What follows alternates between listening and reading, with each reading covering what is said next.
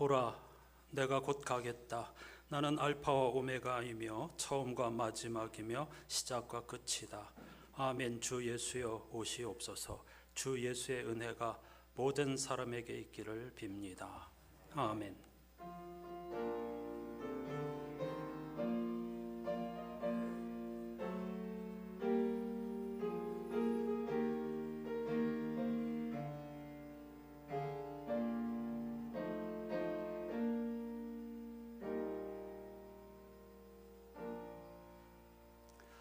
홀로 한 분이시며 영원한 왕이신 하나님, 오늘도 새로운 한 주간을 시작하는 첫날, 하나님께서 태초부터 우리를 위하여 생명 충만한 삶을 위하여 길을 잃지 않도록 하기 위하여 구별하여 주신 거룩한 주일을 허락하여 주시고 예배라고 하는 은총의 사건에 참여할 수 있게 우리를 초청하여 주심을 진심으로 감사드립니다.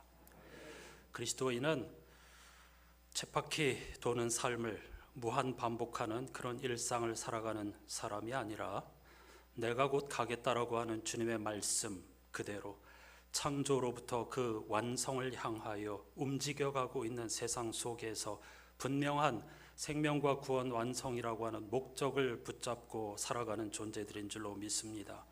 또한 그리스도인은 그것을 주관하시는 분이 처음과 마지막이며 시작과 끝이신 하나님 한 분이시라는 사실을 고백하는 자들인 줄로 믿습니다. 다가오고 있는 우리 개인의 죽음과 인류 구원, 궁극적인 그 순간을 대망하면서 아멘 주 예수여 오시옵소서라는 고백으로 이번 한 주간도 복되게 살아가는 모델이 되게 해 주시옵소서. 예수 그리스도의 이름으로 간절히 기원하옵나이다. 아멘.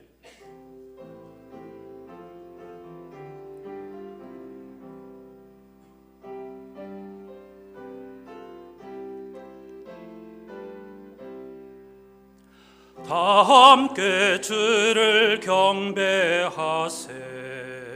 주 같은 이가 어디 있을까. 주 앞에 찬양을 드리니 주 성령이여 나를 도우사. 주 기뻐하실 노래 불러서 그 이름 찬양하게 하소서. 내 주여 나를 인도하사 아버지 품에 살게 하시고 주 성령 내 행실 살피사 내 마음과 뜻을 주관하시고 주 성령 내 마음 열어주시사 참 평화 간직하게 하소서. 주 성령 나를 감화하사 새 노래 나의 맘에 솟으니 참되고 간절한 기도로 다 주께 영광 돌려보내고 주 성령 내 맘 열어주시사 내 주를 찬양하게 하소서.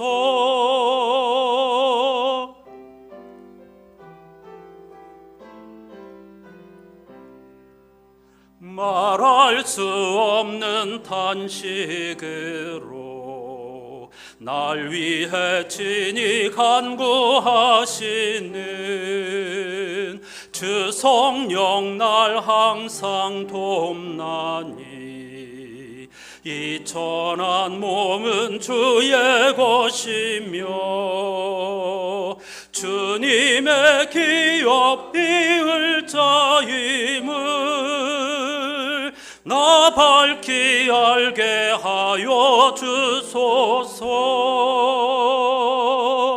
아멘.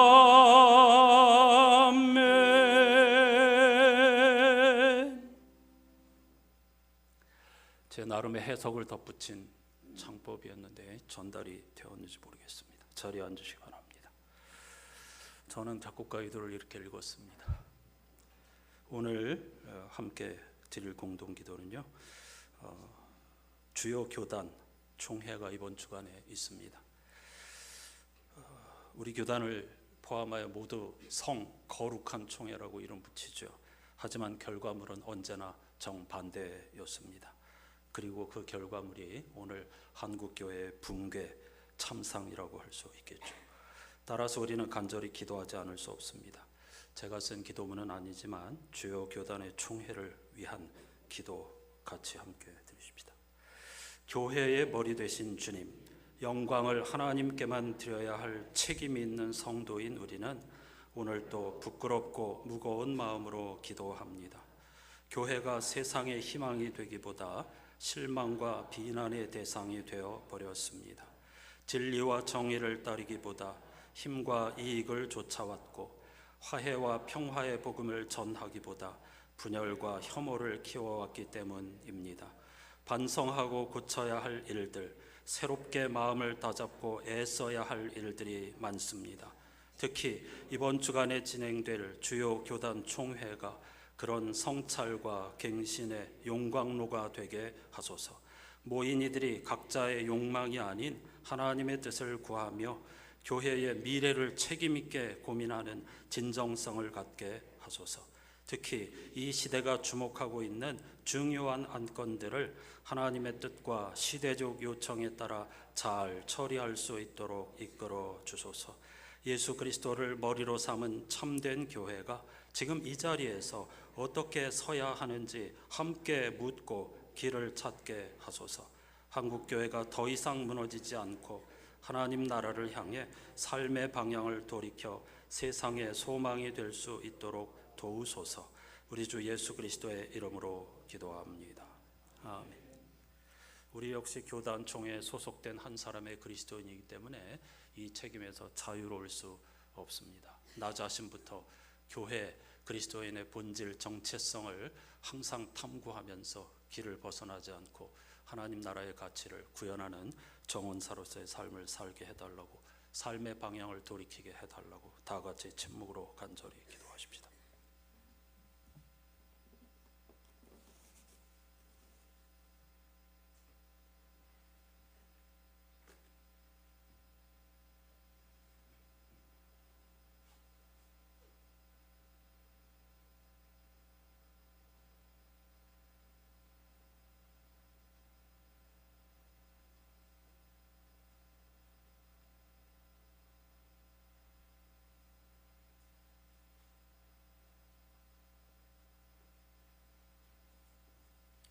삶의 방향을 돌이키는 이들에게 주시는 약속의 말씀이 여기에 있습니다.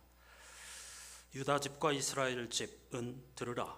너희는 뭇 민족에게 욕을 먹는 신세였으나 이제는 내가 너희를 구해내어 사람들로 하여금 너희를 부러워하게 하리라. 그러니 두려워하지 말아라. 힘을 내어라. 아멘.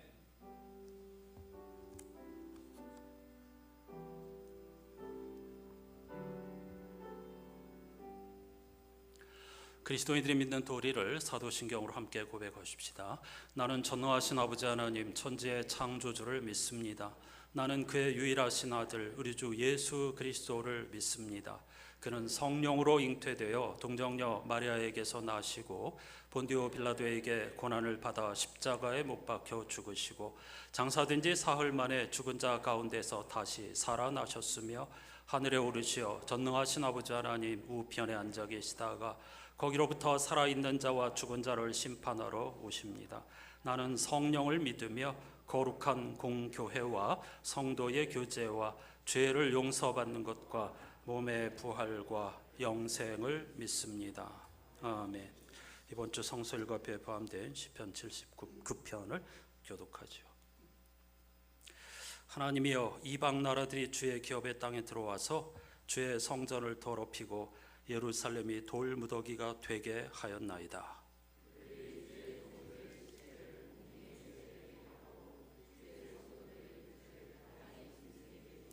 그들의 피를 예루살렘 사방에 물같이 흘렸으나 그들을 매장하는 자가 없었나이다.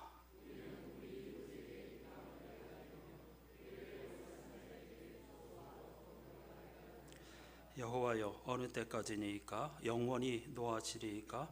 주의 질투가 불붙듯 하시리이까?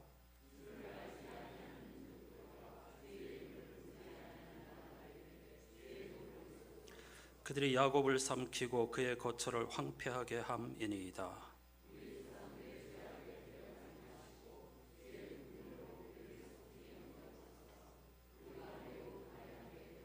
함께합니다. 우리 구원의 하나님이여, 주의 이름의 영광스러운 행사를 위하여 우리를 도우시며 주의 이름을 증거하기 위하여 우리를 건지시며 우리 죄를 사하소서. 성전이 무너지고 나라를 빼앗겼을 때에 하나님의 백성 이스라엘 백성들이 탄식하며 부르짖은 노래입니다. 정확하게 오늘 우리 한국교회에 필요한 기도가 아닐 수 없습니다. 우리는 심히 병들었습니다.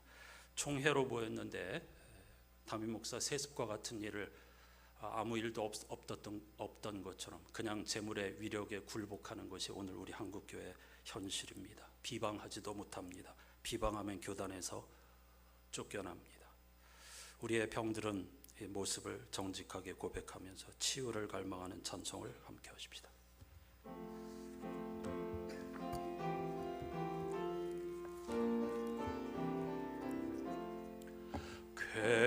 괴로움과 고통을 친히 당하신 예수님, 병든 몸과 이 마음 소망을 주옵소서. 구주 예수 능력의 주, 힘과 용기 주옵시고 말씀으로 고치소서. 깨끗하게 하옵소서.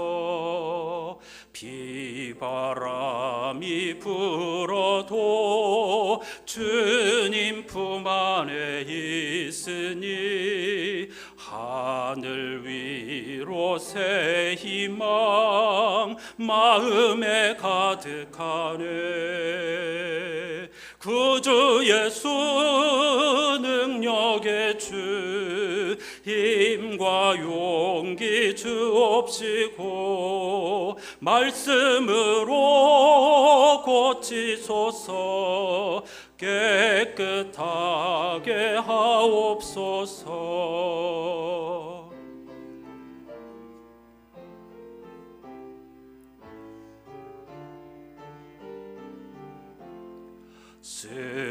쓰러지고 지칠 때 새 힘 주시는 예수님, 의지 약한 이 마음 붙들어 주옵소서. 구주 예수 능력의 주, 힘과 용기 주옵시고 말씀으로 고치소서. 깨끗하게 하옵소. 말씀으로 고치소서. 깨끗하게 하옵소서. 아멘.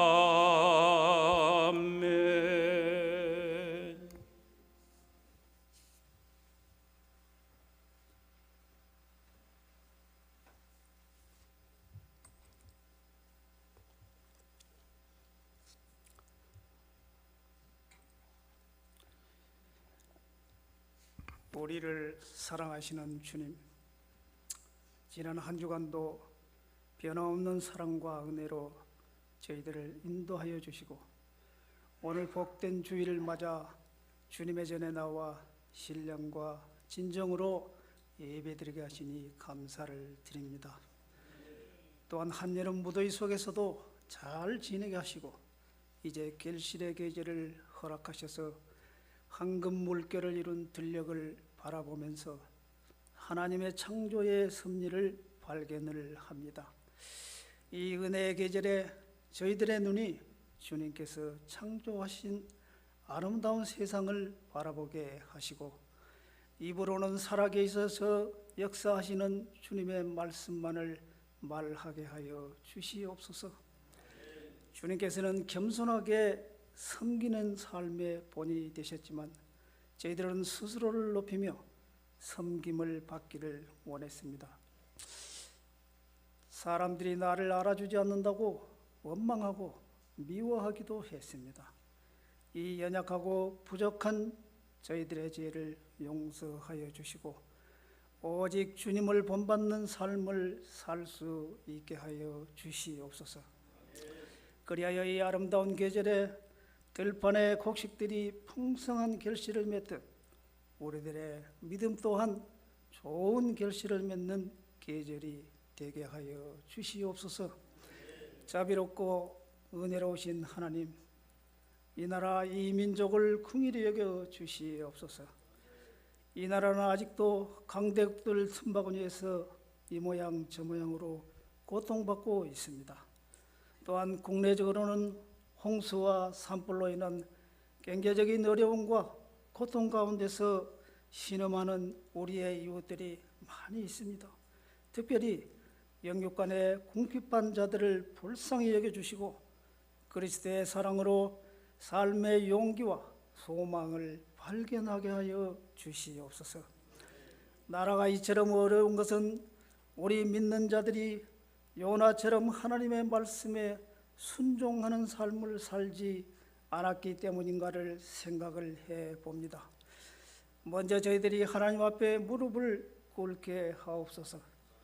미스바에 모여 금식하며 나라와 민족을 위하여 기도했던 이스라엘 백성들처럼 이제부터라도 온 교회와 성도들이 회개하며 나라와 민족을 위해서 기도하게 하여 주시옵소서.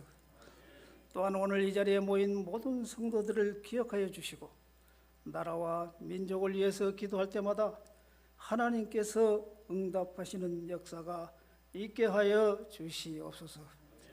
거룩하신 아버지, 지금은 주님의 긍휼과 은혜의 단비가 절실히 요구되는 때입니다.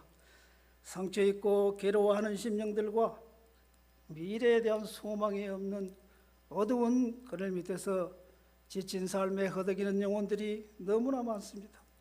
참 기쁨과 소망의 근원이신 주님께서 이들을 돌아보시고 치유하여 주시기를 간절히 원합니다. 또한 주님을 모르는 자들은 점점 더 심령이 강팍해져 악의 노예가 되어가고 있습니다.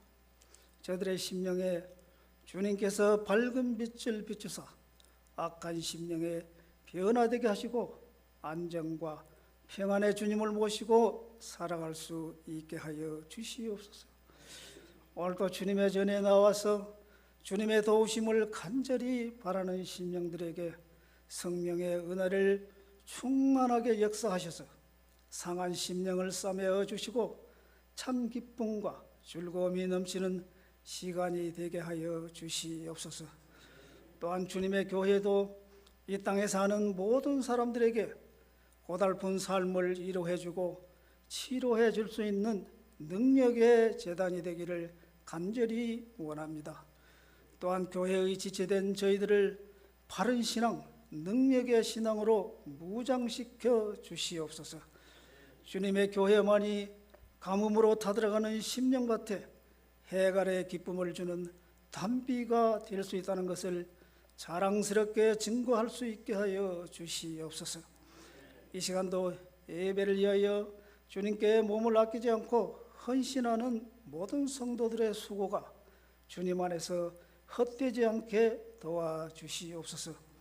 또한 어떠한 처지와 행편 속에서도 교회가 맡은 사명을 잘 감당하게 하시고 저희들 또한 주님의 몸된 교회에서 귀한 직분을 맡았사오니 책임을 다하는 신실한 일꾼들이 다 되게 하여 주시옵소서.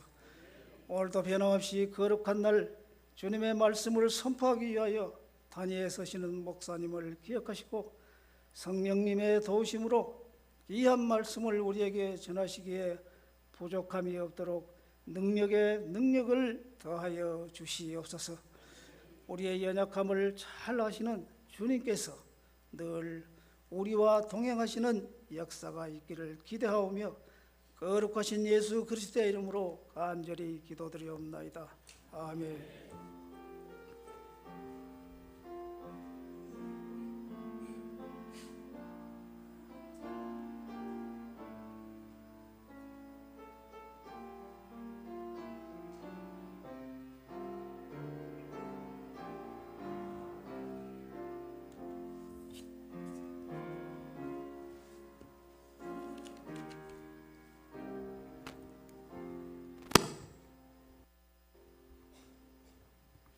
모두 자리에서 일어나셔서 오늘 우리에게 주시는 하나님의 말씀을 경청하겠습니다.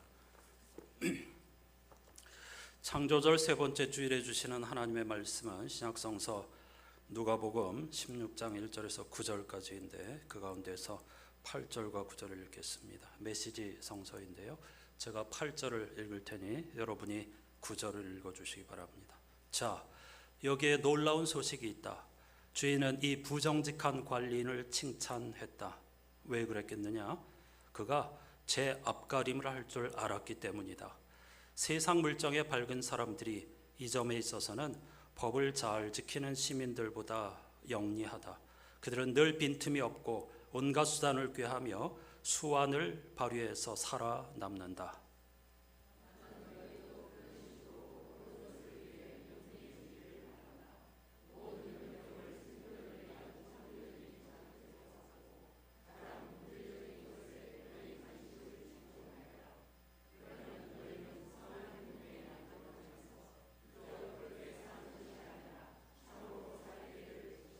아멘. 자리에 앉으시기 바랍니다. 여기서 법은 율법을 말하는 것이고 선한 행동도 율법을 말하는 것입니다. 설교 시간에 자세히 말씀드리죠. 오늘 영상으로 함께 할 찬송 창조절 보내고 있죠.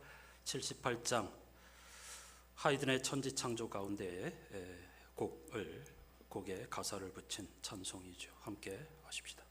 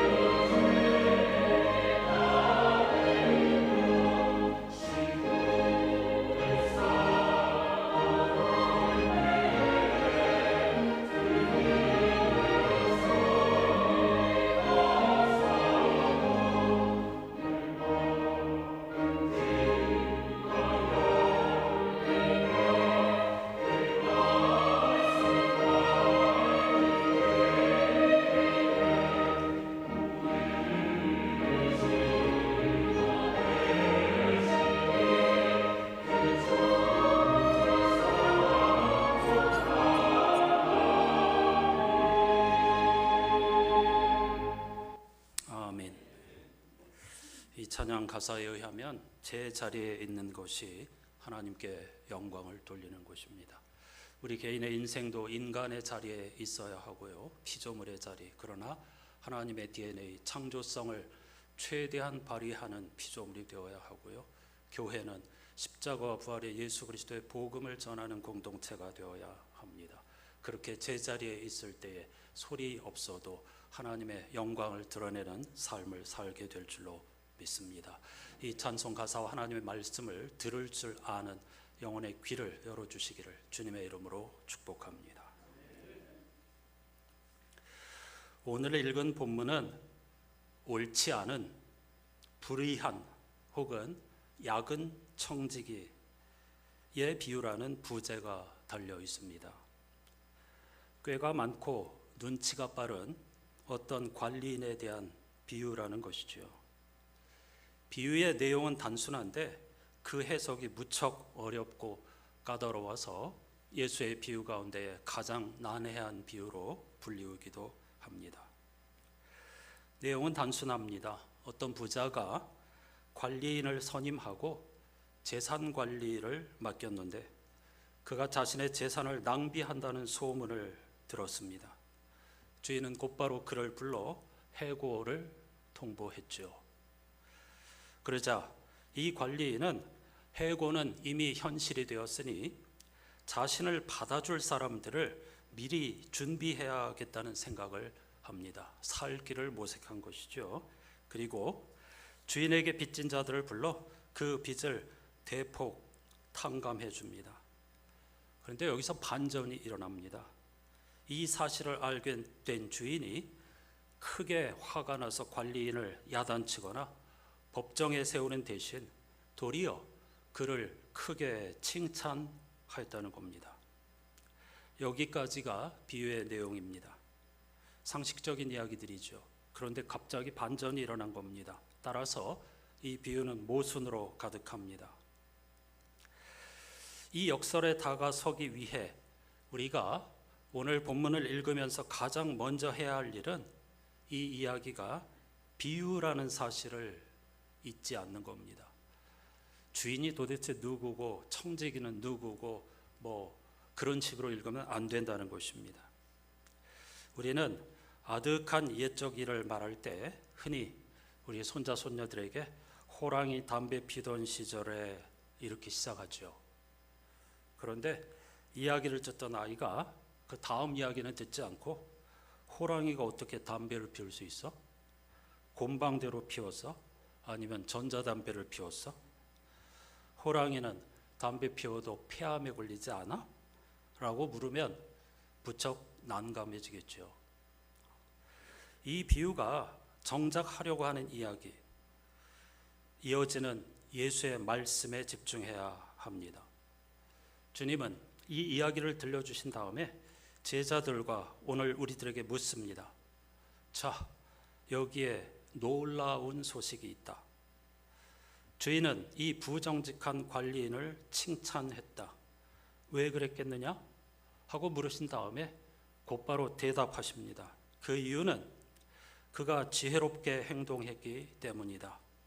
이 세상의 자녀들이 빛의 자녀들보다 더 슬기롭다라고 말이죠. 이 역시 엄청 어려운 말입니다. 도대체 무슨 말씀을 하시는 건가?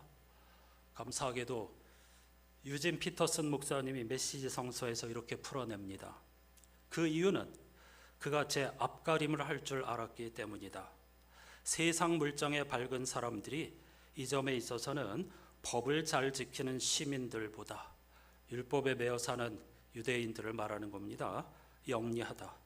그들은 늘 빈틈이 없고 온갖 수단을 꾀하며 수완을 발휘해서 살아남는다. 이 비유를 이해하려면 오늘 본문의 위치를 아는 것이 중요합니다. 어디에 놓여 있는가? 누가복음 전체에서 어디에 놓여 있는가? 본문은 제자의 길을 주제로 하는 15장의 유명한 비유와 이어져 있습니다. 지난주에도 말씀드렸지만 15장은 이렇게 시작하죠. 세리들과 죄인들이 모두 예수의 말씀을 들으려고 그에게 가까이 몰려들었다. 바리새파 사람들과 율법학자들은 투덜거리며 말하였다. 이 사람 즉 예수가 죄인들을 맞아들이고 그들과 함께 음식을 먹는구나. 그래서 예수께서는 그들에게 이 비유, 즉 잃어버린 것을 찾으시는 하나님에 관한 세 가지 비유, 잃어버린 양, 동전, 아들에 관한 비유를 말씀하셨다. 이렇게 시작하면서 그 세 가지 비유를 가르치셨고, 이어지는 비유가 오늘 16장 1절부터 우리가 읽은 말씀입니다. 그런데 16장은 따라서 잃어버린 것을 찾으시는 비유에 이어지는 말씀으로 그 대상은 15장이 정확히 지시하고 있는 것처럼 바리새파 사람들과 율법학자들입니다. 그렇다고 해서 오늘 우리와 아무 상관이 없다는 뜻은 아닙니다. 그러면 성서를 읽을 필요가 없어지겠죠. 오늘 우리들에게 같이 적용을 해야 하지만 일단 예수님이 발화하신 그 순간에 이 말씀을 들어야 하는 대상은 율법학자들과 바리새파 사람들이었다는 것이죠. 그걸 아는 것이 이 비유를 이해하는 데 매우 중요하기 때문입니다. 복음서에서 바리새파 사람들과 율법학자들이라고 동시에 명명할 때는 율법 전문가를 의미합니다. 바리새파 사람들의 대부분이 율법학자였지만 그들이 모두 서기관이었던 것은 아니었기 때문입니다.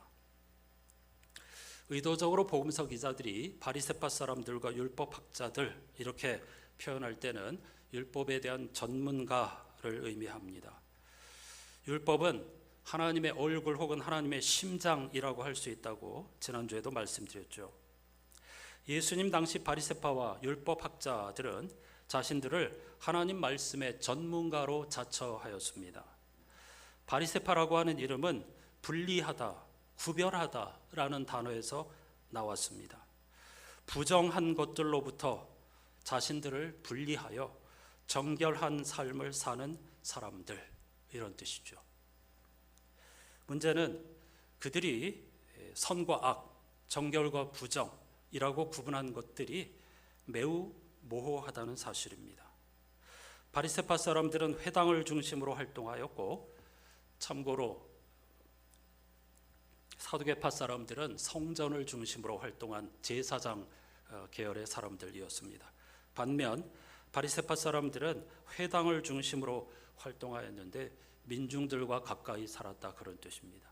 따라서 예수님 당시의 민중들은 바리새파 사람들, 귀족 출신의 사대주의자들이었던 사두개파 사람들을 경멸하였고, 민중 춘화적으로 하나님의 말씀을 어떻게 하면 바르게 실천할 수 있을까에 집중하였던 바리새파 사람들을 존경하였습니다.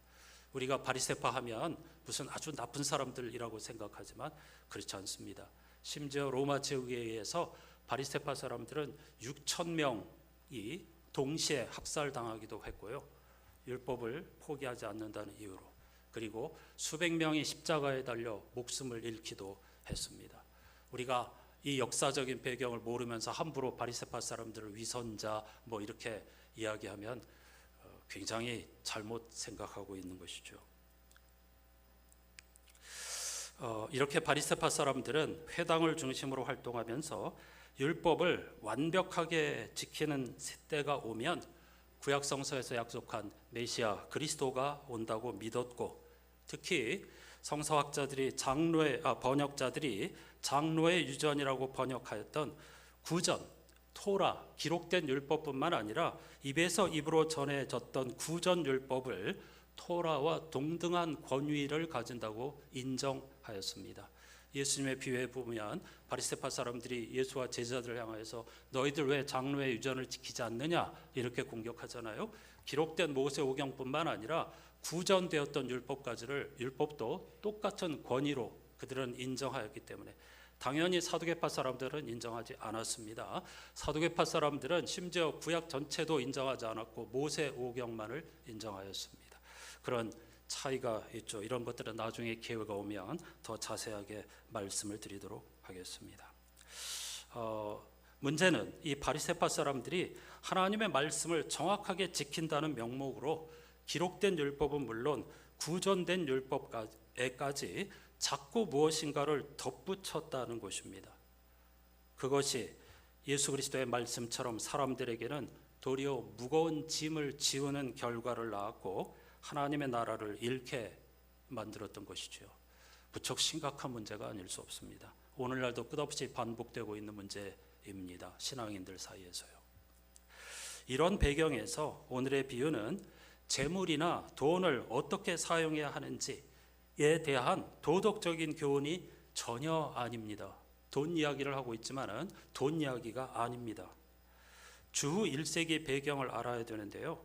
당시 유대인들에게 주인과 청지기에 대한 비유는 하나님과 이스라엘 백성을 의미하였습니다.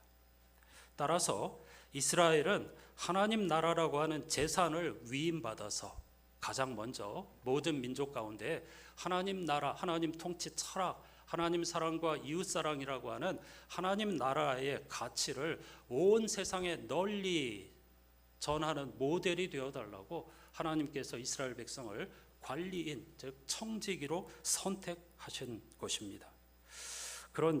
그러니까 다시 말하면 이스라엘은 세상을 비추는 빛과 소금이 되어야 했다는 말이죠. 하지만 이스라엘 백성들은 잘못된 선민의식에 사로잡히고 율법주의의 노예가 되어서 이미 예수님 당시에 해고 위험에 놓였습니다. 그래서 이 비유에 따르면 하나님께서 이스라엘 백성들을 향하여서 너는 해고다, 역할을 제대로 하지 못했기 때문이다.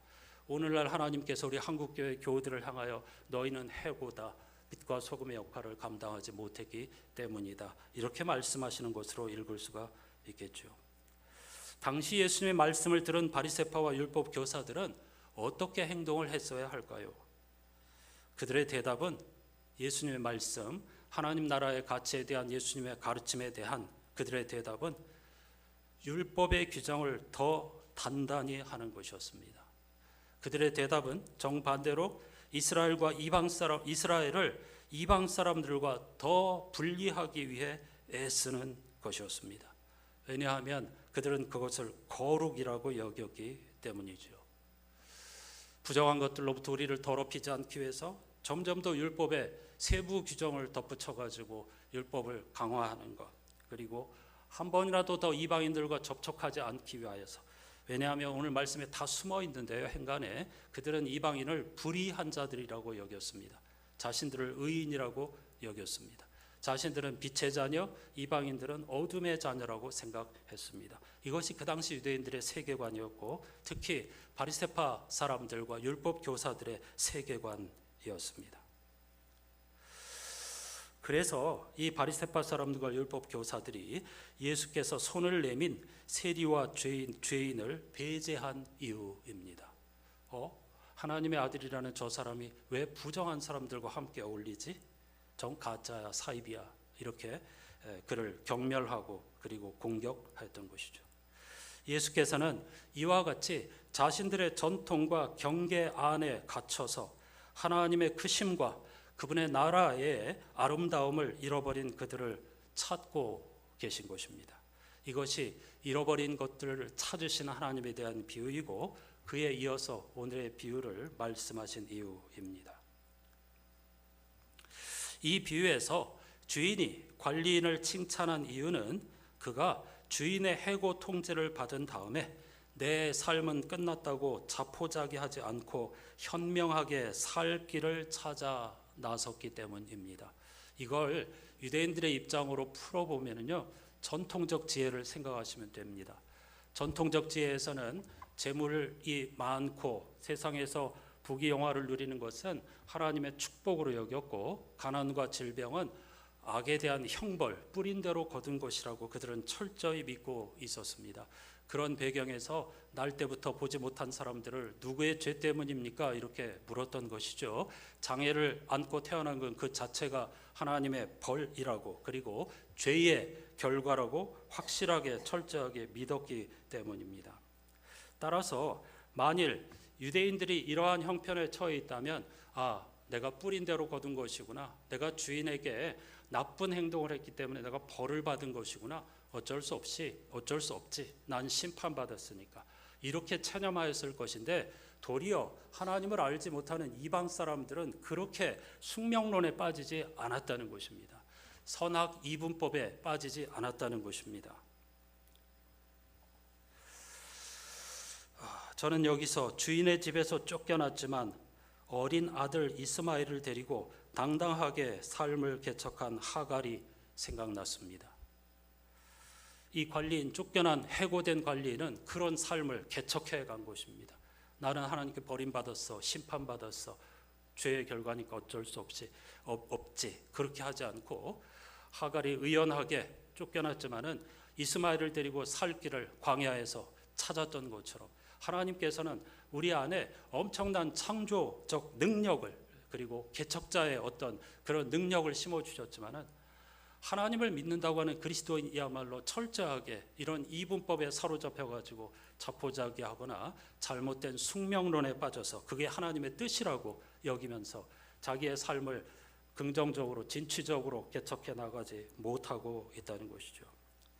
따라서 이 비유의 주인은 그가 운명론이나 심판론에 빠지지 않는 태도를 칭찬한 겁니다. 하지만 율법 전문가로 자처하는 그들은 유대인과 이방인, 의로운 자와 불의한 자, 선과 악, 심판과 축복의 이분법에 사로잡혀 세상을 바라보았기 때문에 하나님 나라를 전혀 보지 못했던 것입니다. 창세기에 의하면 하나님은 세상을 아름답게, 선하게, 조화롭게 창조하셨습니다. 창조 세계에서 하나님이 만드신 모든 것은 자연이라고 하는 한자의 뜻이 말하는 것처럼 있는 그대로입니다. 하나님의 창조의 질서를 따라 순종하고 제 자리에서 제 역할을 할 뿐 그것은 선도 아니고 악도 아닙니다. 하나님께서 처음 사람에게 모든 것을 허락하면서 오직 선과 악을 아는 것만은 금지하셨습니다. 이른바 선악과 이야기죠. 얼마나 중요한 이야기인지 모릅니다. 음식 이야기가 아닙니다. 여러분, 선과 악, 좋고 나쁨은 언제나 상대적입니다. 인간에게 선과 악은 자신을 기준으로 달라집니다. 똑같은 일이 누구에게는 선이고 누구에게는 악입니다. 진보와 보수가 서로가 선이고 서로가 악이라고 화살을 겨누면서 심지어는 죽어버렸으면 좋겠다. 얼마 전에 미국에서도 이 분열을 조장하던 청년이 안타깝게 암살을 당하고 말았죠. 그의 죽음은 분명 안타까운 것이지만은 그가 전한 것들은 분열이었습니다. 전쟁이었습니다. 자신은 선이고 다른 사람들은 죽어도 괜찮은 악이라고 여겼습니다. 그걸 설파하고 다니다가 똑같이 선악 이분법에 빠진 사람의 손에 의해 목숨을 잃어버린 것입니다. 극명한 이유입니다. 왜 우리에게 선과 악을 판단할 수 없다고 했는지.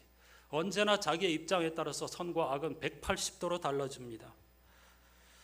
그것이 분쟁과 전쟁과 파괴를 가져옵니다. 인간은 무엇이 선이고 무엇이 악인지 알 수 없습니다. 인간은 하나님의 말씀대로 선악을 분별하는 자가 아닙니다. 그걸 할 수 있다고 착각하는 순간, 내가 선이라고 착각하는 순간 나를 제외한 모든 사람은 악이 되는 것이고, 그리고 그 결과는 파멸과 전쟁과 죽음, 차별일 수밖에 없는 것입니다. 우리 인간은 하나님의 대리자로서 하나님의 통치 철학에 순종하여 조심스럽게 선을 행하기에 애쓰는 삶을 살아야 하는 것입니다.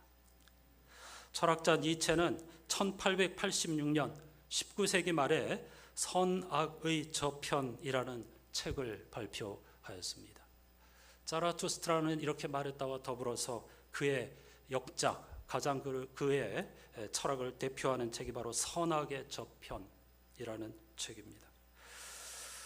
니체는 창세기에서 하나님께서 선과 악을 인간이 헤아릴 수 없다라고 하신 말씀이 무엇을 의미하는지를 정확히 꿰뚫어 보았습니다. 그는 이 책에서 당시 19세기 서양의 예술, 철학, 종교 등 서양인들의 사고와 행동을 규정하고 있는 문화는 철저하게 선악 이분법에 근거하고 있다고 짚어주었습니다. 특히 종교적인 면만 말씀드리면 지금 여기에 우리에게 주어진 생을 저곳의 신에게 희생으로 바치라고 가르치는 당시 그리스도교가 인간을 망가뜨리는 근본 원인이라고 지적했습니다. 아주 중요한 통찰입니다. 지금도 마찬가지입니다. 19세기만 그런 것이 아닙니다.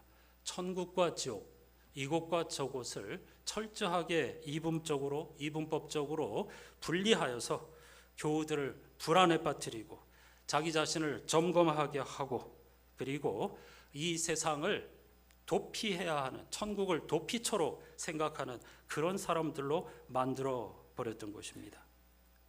이러한 당시 기독교에 의해 권위가 주어진 기존 가치 체제를 부정하고 선과 악의 이분법 너머에 발견되는 진리를 보라고 니체가 외쳤던 것입니다.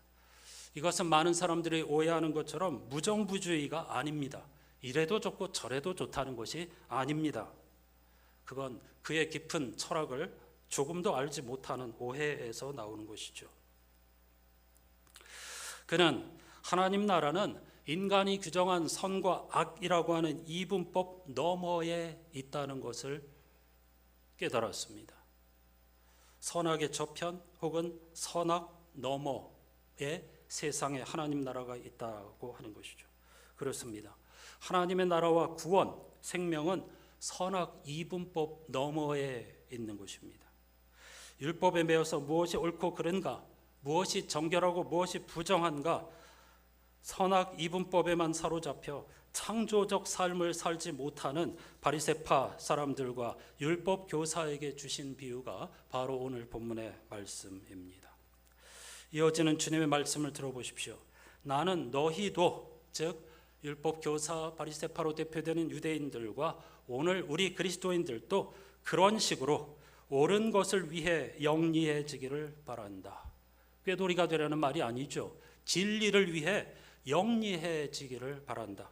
모든 역경을 생존을 위한 창조적인 자극제로 삼고 가장 본질적인 것에 너희 관심을 집중하여라. 이것이 선인가? 이것이 악인가? 이것이 깨끗한가? 이것이 부정한가?가 아니라, 그러면 너희는 선한 행동에 만족하면서, 무슨 말입니까? 율법주의, 난 율법을 잘 지켜라는 바리새파 사람들이 그랬던 것처럼 선한 행동에 만족하면서 그저 그렇게 껍데기, 기독교 신앙의 껍데기만 누리면서 사는 것이 아니라 참으로 살게 될 것이다.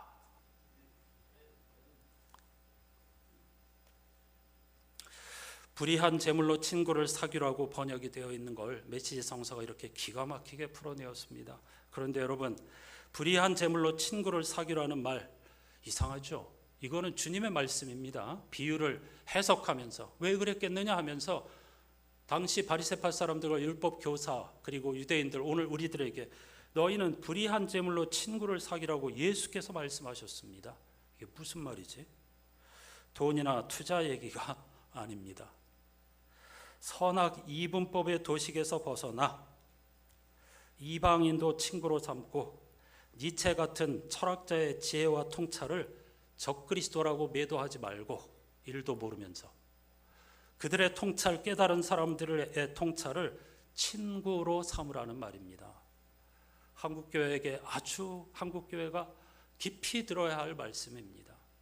문자주의적인 성서 이해에 빠져가지고 세상은 악하고 우리가 죽어서 가게 될 천국이 있고 그것이 우리를, 어떤 공간이 우리를 기다리고 있다, 이런 이분법적인 도식에 빠져서 하나님의 형상 창조적인 능력으로 우리의 삶을 인간의 본질적인 것에 집중하면서 창의적으로, 이방인 하갈이 그랬던 것처럼, 오늘 비유에서 청지기가 그랬던 것처럼 그렇게 살아갈 수 있는데 다 버리고 그건 악이야. 그리고 자신의 관념, 이분법에 빠져서 살아가는 그런 성도들 향하여 말씀하시는 것입니다. 불의한 재물이라고 하는 것은요, 유대인들에게는 불의한 사람들은 곧 이방인을 가리키는 말입니다. 그래서 불의한 재물로 친구를 삼으라는 것은 돈 이야기가 아닙니다. 너희가 베드로가 고넬료를 찾아갔을 때 부정하다 이렇게 했던 것처럼 그러지 말라는 겁니다. 그들도 하나님이 창조하신 하나님의 형상을 가진 아주 귀한 사람들이라는 겁니다. 믿지 않는 사람들도 우리를 공격하는 사람들도 하나님이 사랑하시는 잃어버린 자라는 겁니다. 그들을 친구 삼으라는 겁니다. 노자, 니체 이런 먼저 깨달은 사람들의 가르침에 귀를 기울이라는 겁니다.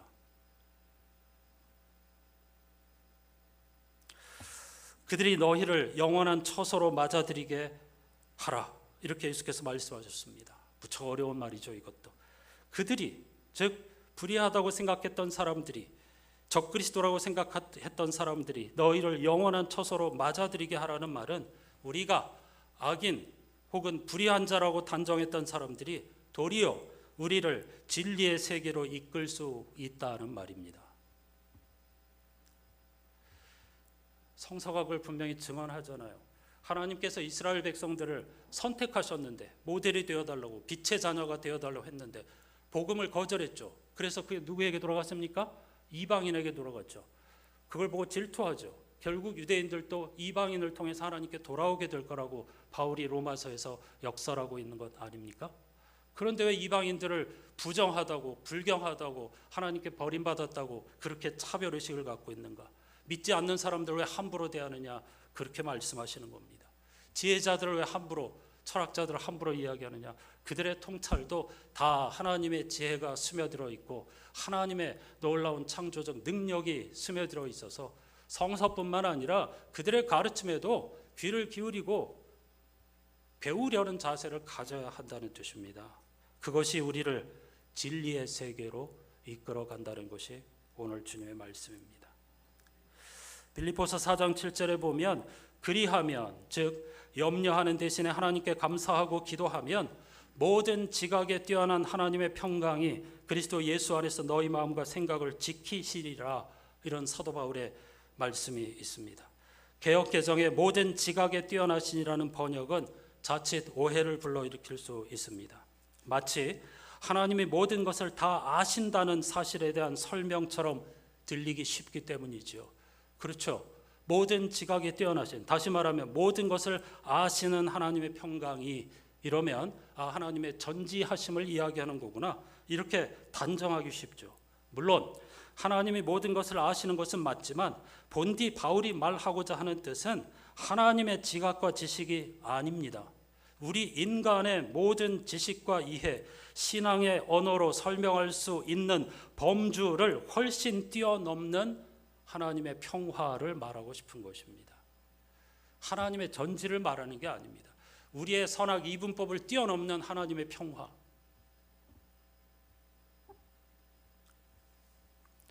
이 평화는 우리가 진리처럼 여기는 신앙의 공식과 논리, 도그마를 넘어선다는 것입니다. 도무지 기뻐할 수 없는 환경, 염려가 너무도 당연한 형편, 비천과 궁핍 속에 짓눌린 자리, 우리 생각으로는 죄와 불순종, 무지와 교만의 결과라고 단정해 버릴 수밖에 없는 그 자리에서도 하나님은 인간이 헤아릴 수 없는, 설명할 수 없는 샬롬으로 우리를 감싸 주신다는 것입니다.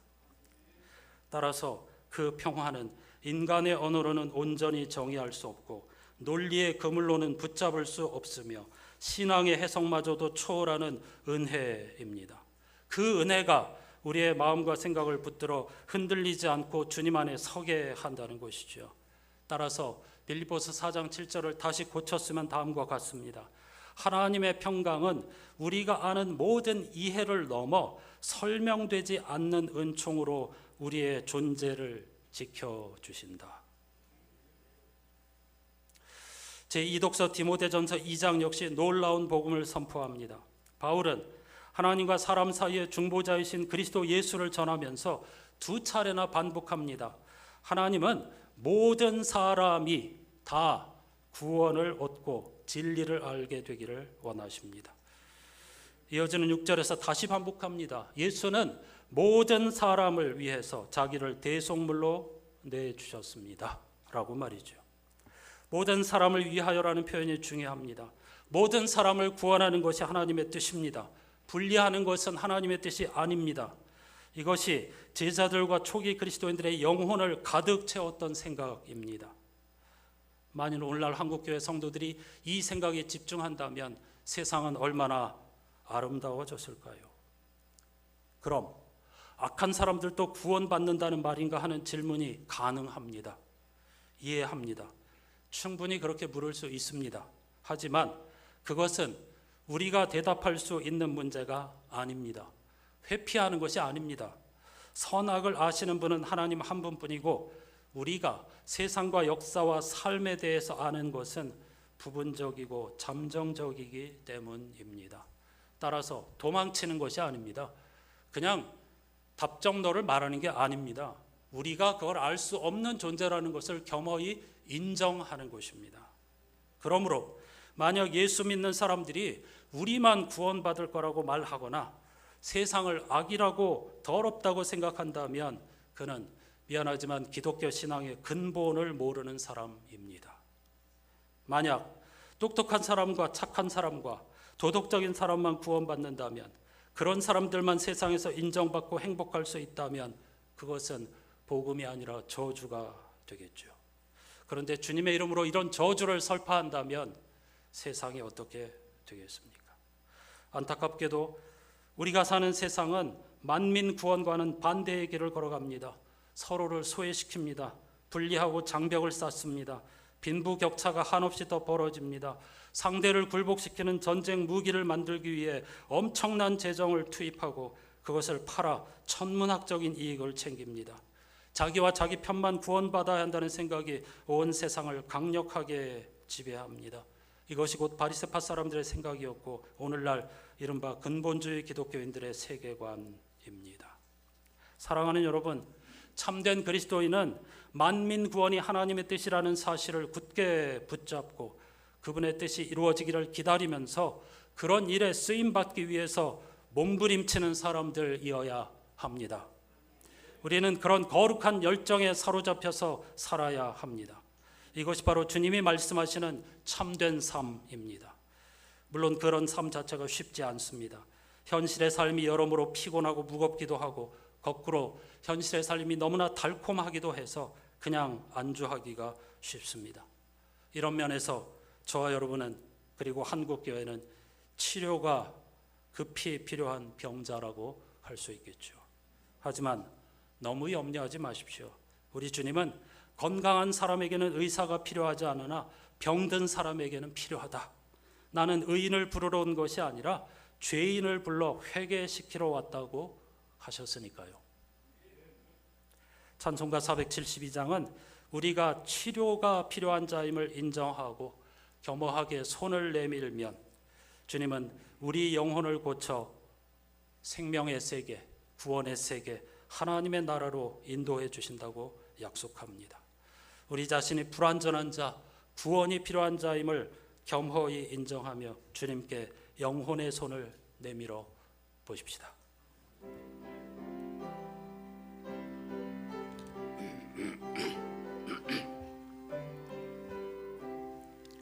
내 병든 손 내밀라고 주 예수님 말씀하네.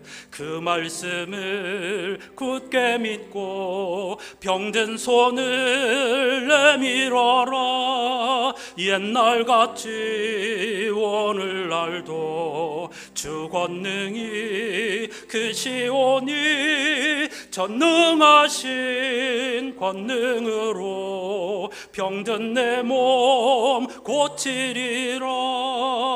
내 병든 손 내밀어라. 주 예수님 고치시리. 내 병든 손 내밀어라. 주님 고치시리라. 기도하는 손 내밀고 믿음의 손 내밀어라. 순종의 손 내밀어서 주님의 손 붙잡아라. 저 갈릴리 바다에서 주 권능이 행하신 일 오늘날도 믿는 자는 그 능력을 보리로다. 내 병든 손 내밀어라. 주 예수님 고치시리. 내 병든 손 내밀어라. 주님 고치시리라.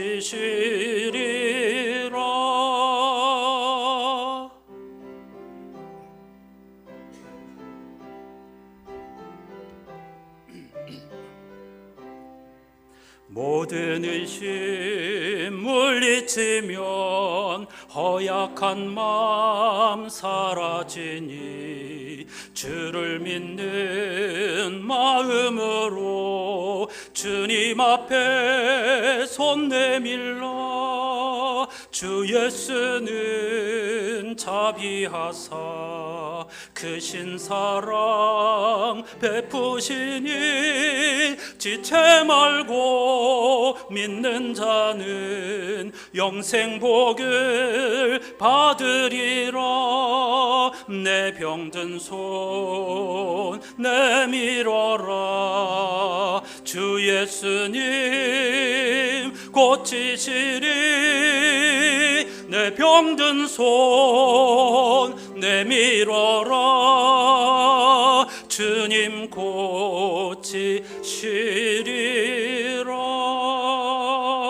고치시리라.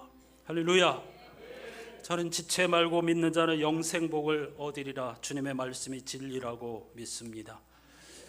함께 기도하십시다. 우리가 병든 자임을 정직하게 고백하고 주님이 이 이분법에 사로잡혀서 하나님 나라를 보지 못하는 한없이 넓고 풍성하신 한 분 크신 하나님을 한없이 작은 분으로 쪼그러뜨리는 우리들을 용서해 주시고 그 하나님의 나라를 보게 해달라고 그 안에서 진정 생명 충만한 진정한 인생을 사는 모델이 되어달라고 다 같이 간절한 마음으로 기도하십시다. 하나님 아버지 감사합니다. 창조절 세 번째 주일 하나님께서 우리 한 사람 한 사람에게 하나님의 영적 성품, 창조적 능력을 허락하여 주셨다는 사실을 다시 한번 깊이 생각합니다. 모순과 역설로 가득 찬 이 비유는 당시 문법적인 율법의 문자적인 의미에 사로잡혀서 철저하게 세상을 이분법적으로 구분하면서 그 틀 안에서 진리를 보지 못하고 살던 이스라엘 백성들, 바리새파 사람들과 율법 교사들을 하나님의 나라로 인도하는 진리의 말씀입니다. 우리에게 한없이 넓은 세상, 아름답고 조화로운 세상, 하늘보다 높고 바다보다 깊은 하나님의 은총으로 펼쳐진 꾸며진 이 세상을 우리에게 허락하여 주셨는데 우리는 자기 신념이라고 하는 또는 율법의 문자라고 하는 우물 안에 갇혀서 도무지 세상 전체를 보려 하지 않고 하늘을 도외시하고 땅에만 집중하면서 생명을 잃어버리는 그런 삶을 살고 있었기 때문입니다. 오늘 우리 한국교회가 무너진 이유는 바로 여기에 있습니다. 지금도 우리는 철저하게 성과 속을 구분하고 교회와 세상을 구분하고 믿는 자와 믿지 않는 자를 구분하고 함부로 너무나도 편리하게 저주하고 그리고 그들을 내쳐버립니다. 죄 때문이라고 하고 지옥 갈 거라고 이야기합니다. 하나님은 한 번도 그렇게 말씀하신 적이 없습니다. 복음은 그런 것이 아닙니다. 선악 이분법 너머에 하나님의 나라가 있습니다. 선악 이분법 너머 저쪽 저편에 하나님의 나라가 있습니다. 거기에 구원과 생명 충만히 있습니다. 주님, 우리의 시선이 이분법 너머를 향하게 해주시옵소서. 문자 너머, 우리의 신념 너머를 향하게 해주셔서 지금 여기서 하나님의 나라를 충만히 맛보며 잔치와 같은 삶을 살고 세상 모든 사람들을 하나님의 나라의 잔치에 초청하는 사명을 감당하는 안산의 교우들이 되게 해 주시옵소서.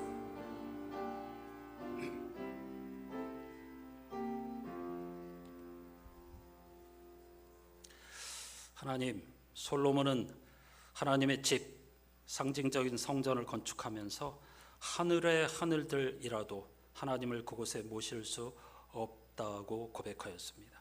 그런데 그런 하나님께서 말씀을 통해서 우리에게 자신을 열어 보여주셨습니다. 예수 그리스도를 통해서 당신의 심장, 당신의 얼굴, 뜻을 우리에게 계시해 주셨습니다. 진리는 탈은폐라는 뜻입니다. 하나님께서 예수 그리스도를 통해서 자신과 이 세상의 창조 원리와 구원과 생명에 관한 문제에 덮여있던 수건을 벗겨주셨다는 뜻입니다. 감추어진 것을 드러내 주셨다는 뜻입니다. 그런데 안타깝게도 예수님 시대의 바리새파 율법 교사들과 다수의 대중 유대인들은 그 진리의 세계를 보려 하지 않았습니다. 플라톤의 비유처럼 동굴에 갇혀서 이것이 전부라고 생각하면서 참된 세상에서 빛을 보고 온 사람을 죽여버리려고 했던 그 우화처럼 우물 안에 갇힌 삶을 살아감으로써 하나님께서 주신 청지기 직분을 결국은 해고당하는 처지에 놓이고 말았습니다. 오늘날 한국교회는 그와 똑같이 되어버렸습니다. 주님, 하나님이 창조하신 이 아름답고 멋지고 신비롭고 놀라운 세상을 전체로 바라보지 않고 선악 이분법에 갇혀서 성과 속을 구분하고 교회와 세상을 정결한 곳과 부정한 곳이라고 고백하고 믿지 않는 자와 믿는 자를 분리하고 한없이 높은 장벽을 쌓아 예수 그리스도의 복음을 한없이 초라한 것으로 만들어버린 우리를 주님 용서해 주시옵소서. 선과학의 이분법 너머를 우리 안산교회 교우들이 보게 해 주시옵소서.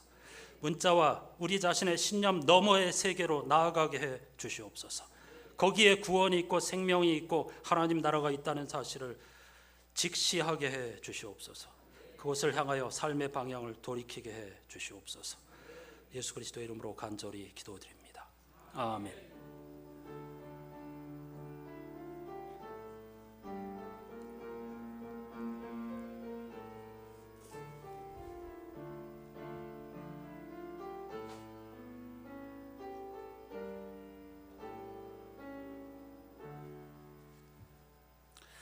이렇게 인사하십시다. 이분법 너머의 세상으로 달려갑시다.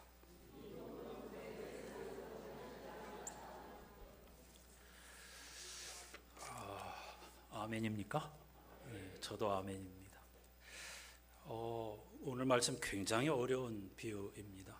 근데 이번 일주일 동안에 저에게 엄청난 깨달음을 주셨습니다. 이 다양한 책들과 그리고 몸부림 속에서 말이죠. 다른 책에 나오는 해석이 아니고요. 제 나름의 깨달음을 담아서 이 비유를 재해석하였다. 이렇게 말씀을 드릴 수가 있겠습니다. 이번 한 주간 동안에도 이렇게 꿀보다 달고 금은 보화보다 귀한 하나님의 말씀, 진리, 지혜가 담긴 성서일과표와 여러 가지 도구를 활용하여서 깨어있는 삶을 그리고 하나님 나라의 충만함을 널리 전하는 모델들이 될 수 있기를 바랍니다. 그런 의미에서 지금 9월 중순부터 10월까지 매일 성경 본문은 역대하입니다. 역대기는 본디 한 권으로 이루어져 있는데 분량이 너무 길어서 서구에서 2권으로 가른 것입니다. 그래서 한 권입니다. 산과 하의 주제가 다른 것이 아니고 같은 주제를 다루고 있는데 오늘날 우리 한국교회에 적실히 필요한 말씀이 바로 역대기하입니다. 그런 의미에서 제가 역대기를 읽으면서 요즘에 지난 한 주간에 무척 하나님께 반성하고 회개했거든요. 신앙의 자유를 드린다고 하면서 제가 너무 여러분을 알아서 하십시오 이렇게 방임하고 있는 것은 아닌가, 그런 생각이 이번 주 내내 새벽 기도하면서 제 마음을 아프게 했습니다. 많이 회개했습니다. 조금 강력하게 드라이브를 걸어야 되겠다. 여러분을 위해서, 저를 위해서가 아닙니다. 새벽 기도와 수요 기도해 주신 하나님의 말씀이 너무 아까워서 저는 견딜 수가 없습니다.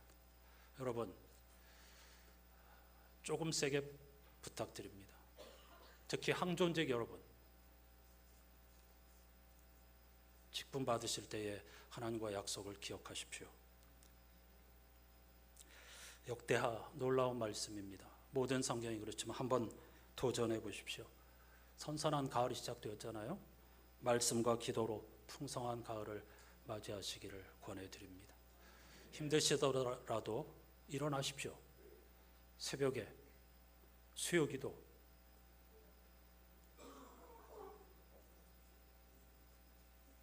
제 잘못입니다. 금년도 말씀잔치가 한 달 앞으로 다가왔습니다. 헤어롬교회는 10월 13일 월요일부터 15일 수요일까지 월요일 저녁과 월화수 저녁이고 화수 새벽에 모입니다. 강사는 전 여수 영락교회 담임 목사 목사였던 서울 시온성교회 담임인 최윤철 목사님입니다. 저는 이름만 들어보았는데 어떤 분이 잘 모르지만은 여수영락교회에서 목회를 잘 하셨던 분으로 알고 있습니다. 함께 참여해 주시고요. 은혜를 사모해야 하나님께서 그만큼 주시겠죠. 우리 교회가 담당하는 순서는 14일 화요일 저녁입니다. 우리 교회 말씀잔치는 그 다음 주인 10월 24일 금요일부터 26일 주일까지 금토 저녁 7시 30분과 주일 낮예배 3차례에 걸쳐서 모이게 됩니다. 강사는 송민원 목사님입니다.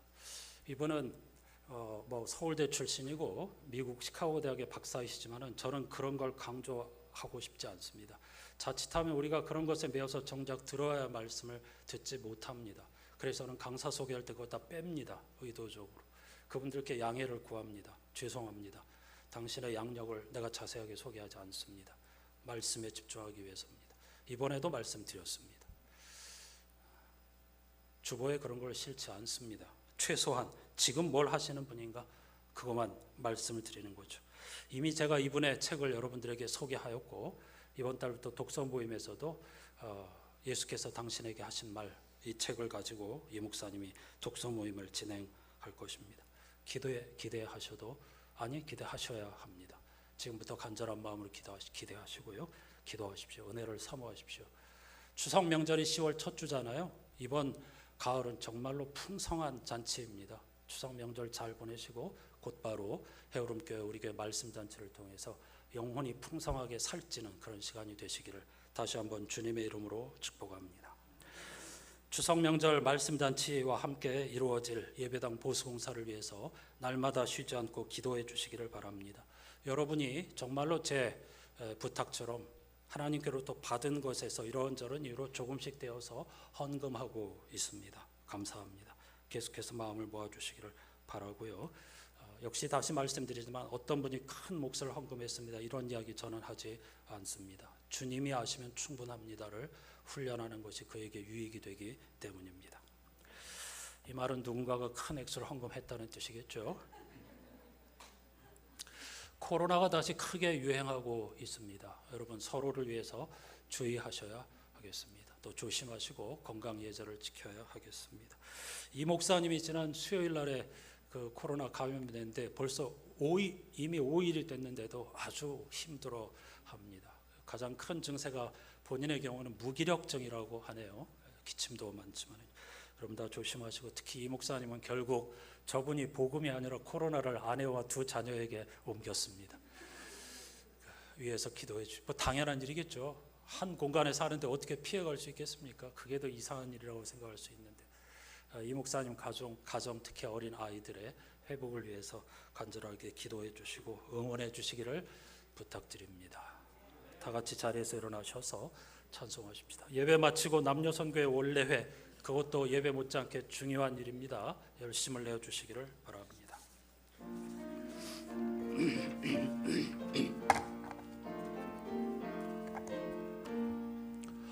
어려워 낙심될 때에 주 너를 지키리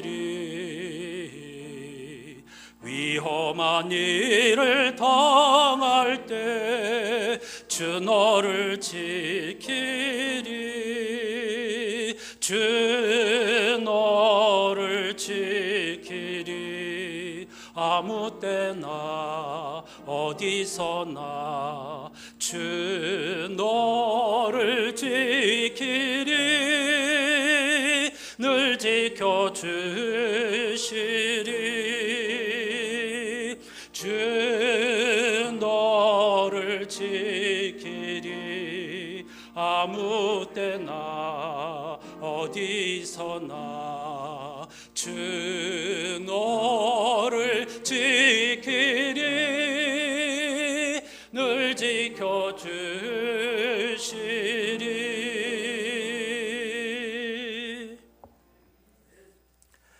자, 여기에 놀라운 소식이 있다. 주인은 이 부정직한 관리인을 칭찬했다. 왜 그랬겠느냐? 그가 제 앞가림을 할 줄 알았기 때문이다. 나는 너희도 옳은 것을 위해 영리해지기를 바란다. 모든 역경을 생존을 위한 창조적인 자극제로 삼고 가장 본질적인 것에 너의 관심을 집중하여라. 아멘. 우리 구주 예수 그리스도의 은혜와 하나님 아버지의 사랑과 성령님의 말로 닿을 수 없는 탄식과 교제가 하나님의 아름답고 조화롭고 크고 넓은 세상을 선물로 받아 그 안에서 삶을 살면서도 온갖 세상을 편견과 차별과 잘못된 신념에 의해서 조각내고 담을 쌓고 구분하고 서로를 죽이려 하고 전쟁을 일삼는 죽음지향의 세상에서 우리는 하나님의 형상을 받은 존재로서 선악 이분법을 뛰어넘어의 세계, 하나님의 나라를 이 세상에 구현하는 정원사로 부름받았다는 사실을 기억하고 몸부림치며 이 아름다운 세상을 가꾸고 보존하기로 다짐하는 모든 예배자들의 삶의 자리에 영원히 함께해 주시옵기를 간절히 축원하옵나이다. 아멘.